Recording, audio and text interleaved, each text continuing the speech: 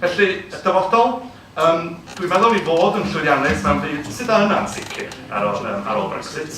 Mi fydd angen i ffermwyr i fod yn blaengar, i fod yn barod i arloesi, ac yn barod i ddefnyddio technoleg newydd.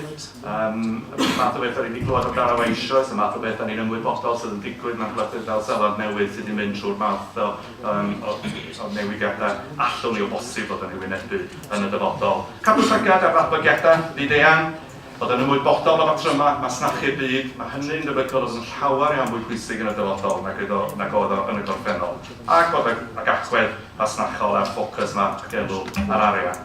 Ac be o'n i'n dweud i orffan oedd cydweithio hefo Gadwyn Fwyd, addasu i newidiadau mewn chwaith a blas chwsmeriad a barn y cyhoedd. A hefyd i fod ag agwedd hunan gynhaliol a chadarnhaol.